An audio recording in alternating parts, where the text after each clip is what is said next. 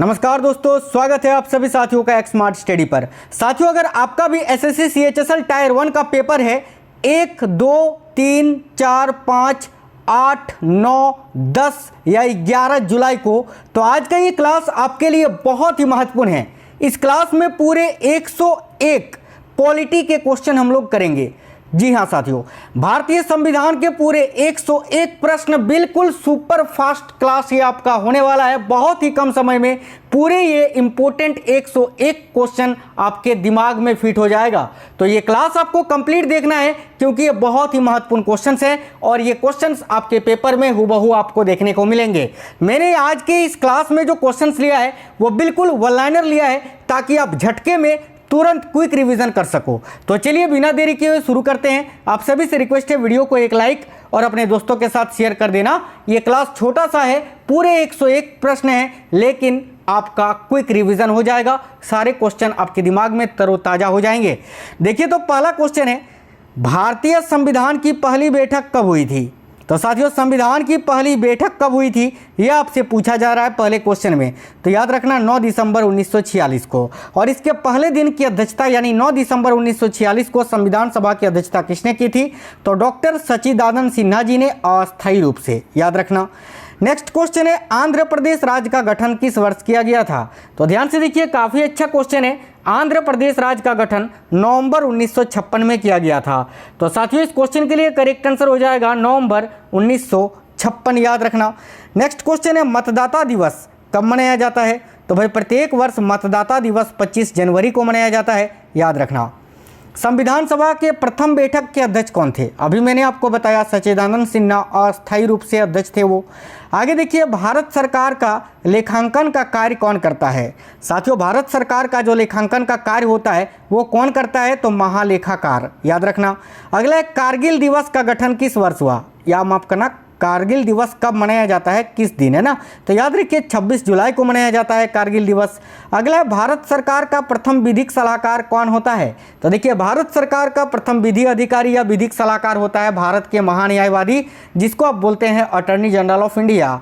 और भारत के जो महान्यायवादी होते हैं इनकी नियुक्ति भारत के राष्ट्रपति करते हैं। इसका प्रावधान संविधान के अनुच्छेद 76 में किया गया है, आर्टिकल 76 में।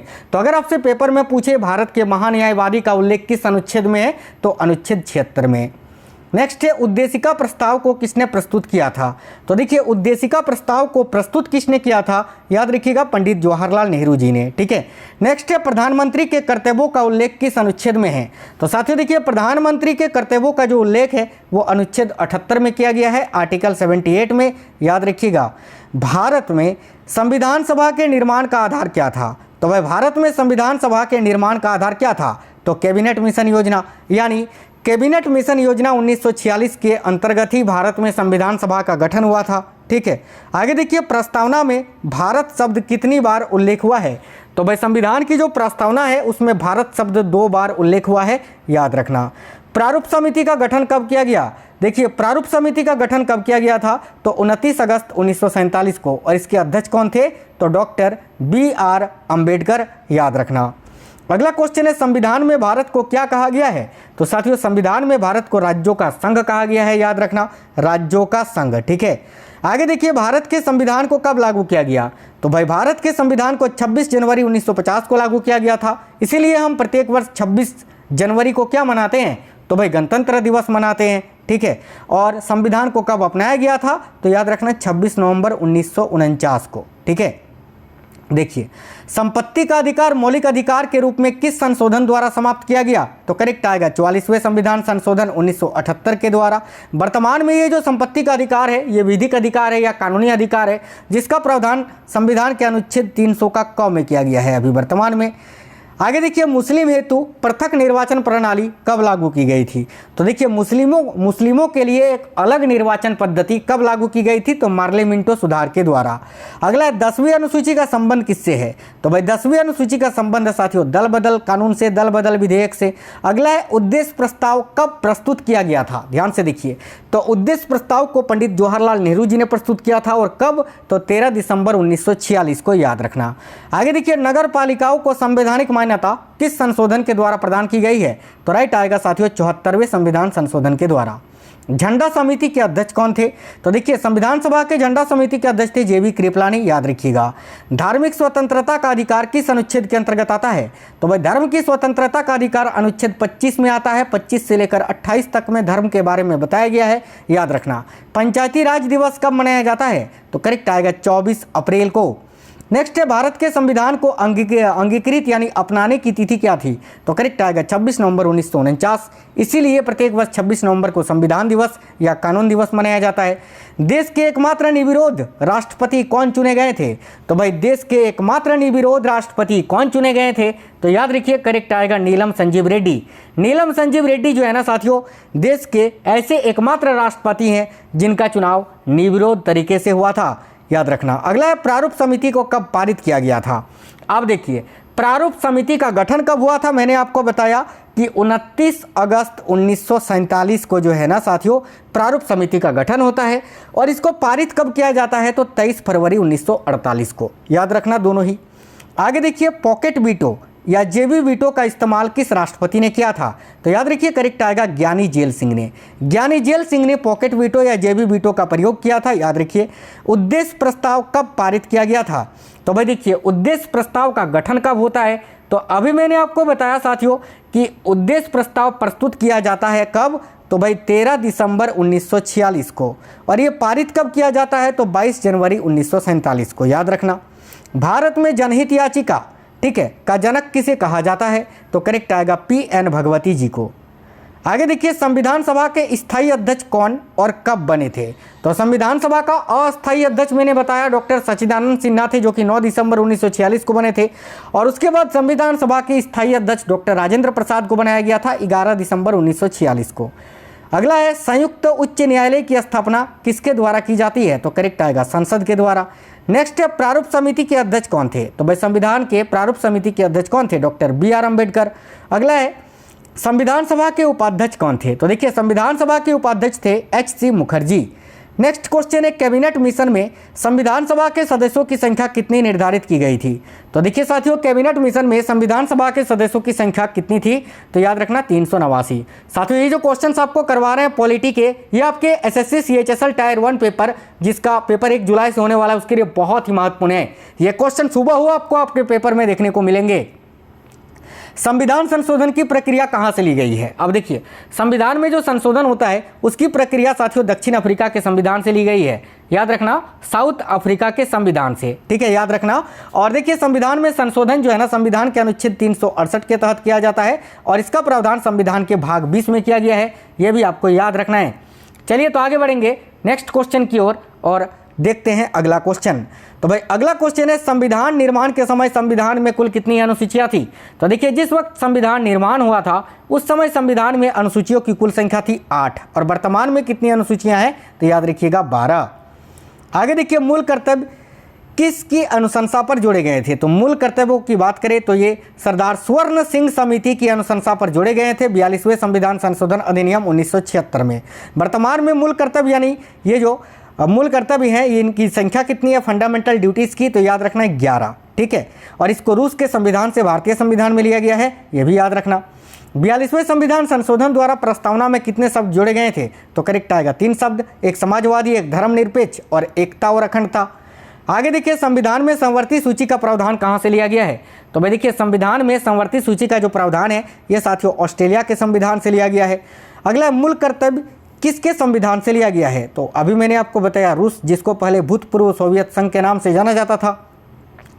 11वीं अनुसूची किस संविधान संशोधन के द्वारा जुड़ी हुई है?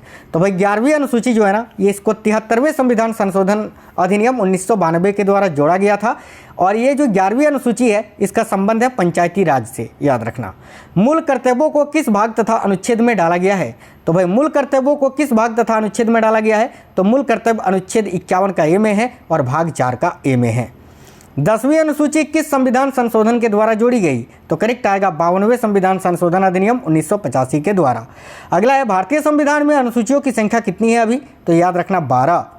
किस अनुसूची में पंचायती राज व्यवस्थाओं का वर्णन किया गया है? तो करेक्ट आएगा 11वीं अनुसूची में। आगे देखिए भारत की 22 भाषाओं का उल्लेख किस अनुसूची में मिलता है? तो राइट आएगा साथियों 8वीं अनुसूची में। देखिए 92वां संविधान संशोधन द्वारा कौन सी भाषाएं जोड़ी गई थी? तो इसका एक शॉर्टकट है BDMS, आप याद रखना। B for Bodo, D for Dogri, M for Maithili, S for Santhali. आगे देखिए केंद्र तथा राज्य के बीच शक्तियों का बंटवारा किस अनुसूची के अंतर्गत आता है? तो राइट आएगा 7वीं अनुसूची के अंतर्गत। आगे देखिए अवशिष्ट शक्तियों को केंद्र को सौंपने का लक्षण लिया गया है कहाँ से? तो याद रखना कनाडा के संविधान से। आगे देखिए 7वीं अनुसूची में किस प्रकार की अनुसूचियों का वर्णन है? तो भाई भारतीय संविधान की जो 7वीं अनुसूची है उसमें संघ सूची, राज्य सूची और संवर्ती सूची, इन सभी अनुसूचियों का वर्णन किया गया है, याद रखना। किस अधिनियम द्वारा भारत का गवर्नर जनरल का पद सृजित किया गया? तो करेक्ट आएगा 1833 का चार्टर एक्ट के तहत। किस अनुसूची में देखिए किस अनुसूची में अनुसूचित क्षेत्रों और अनुसूचित जनजाति के बारे में वर्णन किया गया है? तो करेक्ट आएगा 5वीं अनुसूची में। भारत के प्रथम वायसराय कौन थे? तो भाई याद रखना लॉर्ड कैनिंग। नेक्स्ट क्वेश्चन है दल बदल विधेयक से संबंधित प्रावधानों का उल्लेख किस अनुसूची के अंतर्गत आता है? तो करेक्ट आएगा 10वीं अनुसूची के अंतर्गत।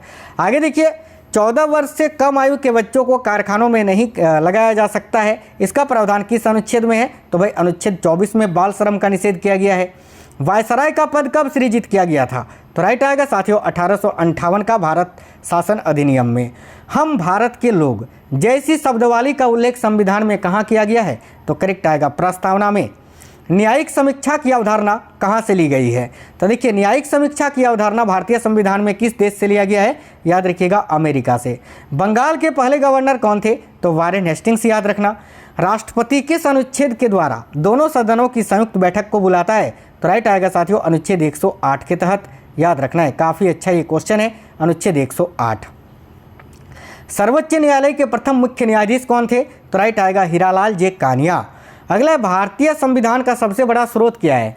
याद रखिएगा साथियों भारतीय संविधान का सबसे बड़ा स्रोत है 1935 का भारत शासन अधिनियम। नेक्स्ट है पंचायती राज संस्थाओं को संवैधानिक मान्यता हेतु किस समिति ने सिफारिश की थी? तो राइट आएगा लक्ष्मी मल्ल सिंघवी समिति ने। इसके साथ साथ अशोक मेहता समिति भी है, बलवंत राय मेहता समिति भी है, याद रखना। 1935 के अधिनियम को किसने दास्ता का अधिकार पत्र कहा था? तो भाई 1935 के अधिनियम को यानी भारत सरकार अधिनियम 1935 को किसने दास्ता का अधिकार पत्र कहा था? तो पंडित जवाहरलाल नेहरू जी ने। संविधान सभा के संवैधानिक सलाहकार कौन थे? तो राइट आएगा सर BN राव। विधि दिवस कब मनाया जाता है? विधि दिवस यानी संविधान दिवस या कानून दिवस, तो ये प्रत्येक वर्ष 26 नवंबर को मनाया जाता है। मंत्रिमंडल शब्द का उल्लेख किस अनुच्छेद में है? तो देखिए करेक्ट आएगा अनुच्छेद 74 में, आर्टिकल 74। यहाँ थोड़ा टाइपिंग मिस्टेक है। अनुच्छेद 352 जो अभी आप देखें उसका संबंध साथियों राष्ट्रीय आपातकाल से है, याद रखना। प्रथम बार राष्ट्रीय ध्वज कब फहराया गया था? तो करेक्ट आएगा 26 जनवरी 1930 को। शिक्षण संस्थाओं में धार्मिक शिक्षा का प्रतिबंध किस अनुच्छेद के तहत लगाया गया है? तो राइट आएगा अनुच्छेद 28 में। यानी कोई भी शिक्षण संस्थान, कोई भी स्कूल, कॉलेज, इंस्टीट्यूट में धर्म के आधार पर शिक्षा नहीं दी जा सकती है, इसका प्रावधान अनुच्छेद 28 में किया गया है। अगला कांग्रेस के किस अधिवेशन में पूर्ण स्वराज की घोषणा हुई थी? तो करेक्ट आएगा कांग्रेस का लाहौर अधिवेशन 1929 में। चलिए तो आगे बढ़ते हैं। मतदाता की आयु यानी वोट देने की आयु 21 वर्ष से घटाकर 18 वर्ष किस संविधान संशोधन के द्वारा की गई थी? राइट आएगा 61वां संविधान संशोधन अधिनियम जो कि 1989 में हुआ था। आगे देखिए डॉक्टर भीमराव अंबेडकर किस प्रदेश से संविधान सभा में सदस्य थे? तो करेक्ट आएगा मुंबई से। राष्ट्रीय ध्वज की डिजाइन किसने तैयार की थी? राइट आएगा साथियों पिंगली वेंकैया ने। आधुनिक भारत का मनु किसे कहा जाता है? याद रखिए आधुनिक भारत का मनु डॉक्टर भीमराव अंबेडकर को कहा जाता है।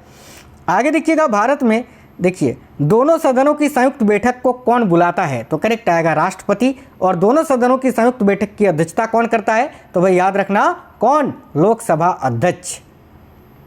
भारत में प्रथम आम चुनाव कब हुए? तो राइट आएगा 1951-52 में। 9वीं अनुसूची किस संविधान संशोधन द्वारा जोड़ी गई? तो देखिए 9वीं अनुसूची जो है ना, इसको साथियों प्रथम संविधान संशोधन अधिनियम 1951 में जोड़ा गया था, याद रखना। संविधान संशोधन द्वारा प्रस्तावना में संशोधन किस संशोधन के द्वारा किया गया? तो करेक्ट आएगा 42वें संविधान संशोधन 1976 में। और याद रखना संविधान की प्रस्तावना में केवल एक ही बार अभी तक संशोधन किया गया है। शोषण के विरुद्ध अधिकार किस अनुच्छेद के अंतर्गत आता है? तो अनुच्छेद 23 और 24। अनुच्छेद 23 में मानव तस्करी के बारे में बताया गया है और अनुच्छेद 24 में बाल श्रम का निषेध किया गया है। मौलिक अधिकार किस देश के संविधान से लिए गए हैं? तो साथियों राइट आएगा अमेरिका के। आगे देखिए किस संविधान संशोधन द्वारा दिल्ली को राष्ट्रीय राजधानी का दर्जा प्रदान किया गया? राइट आएगा 69वें संविधान संशोधन के द्वारा। ईस्ट इंडिया कंपनी के शासन का अंत किस अधिनियम के द्वारा किया गया? तो भाई याद रखना 1858 का भारत शासन अधिनियम के द्वारा। लोक लेखा समिति में कितने और किस सदन के सदस्य होते हैं? तो याद रखना लोक लेखा समिति में कुल 22 सदस्य होते हैं और इन 22 में से 15 तो लोकसभा के सदस्य होते हैं और 7 राज्यसभा के सदस्य होते हैं। याद रखना राष्ट्रीय आपात देखिए राष्ट्रीय आपात में कौन सा अनुच्छेद निलंबन हो जाता है? तो राष्ट्रीय आपातकाल के दौरान अनुच्छेद 19 जो है ये निलंबित हो जाता है। संसद की प्रथम बैठक कब हुई थी? तो करेक्ट आएगा 13 मई 1952 को। कौन अपने पद की शपथ नहीं लेता है? तो याद रखना लोकसभा अध्यक्ष यानी स्पीकर जो होता है वो अपने पद की शपथ नहीं लेता है। 73वें और 74वें संविधान संशोधन के समय देश के प्रधानमंत्री कौन थे? तो राइट आएगा पीवी नरसिम्हा राव।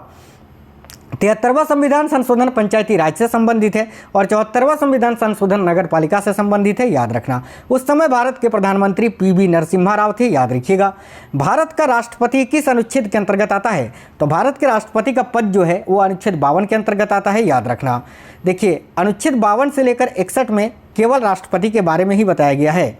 महाभियोग की प्रक्रिया का उल्लेख किस अनुच्छेद में है? तो अनुच्छेद 61 करेक्ट आएगा। देखिए भारत का उपराष्ट्रपति किस अनुच्छेद के अंतर्गत आता है? तो अनुच्छेद 63। याद रखिएगा भारतीय संविधान का मेग्ना कार्टा किस भाग को कहा जाता है? तो भाग 3 को, जो मौलिक अधिकार यानी फंडामेंटल राइट्स से संबंधित है। धन विधेयक को संसद के किस सदन में पेश किया जाता है? तो साथियों धन विधेयक को संसद के किस सदन में? तो लोकसभा में पेश किया जाता है।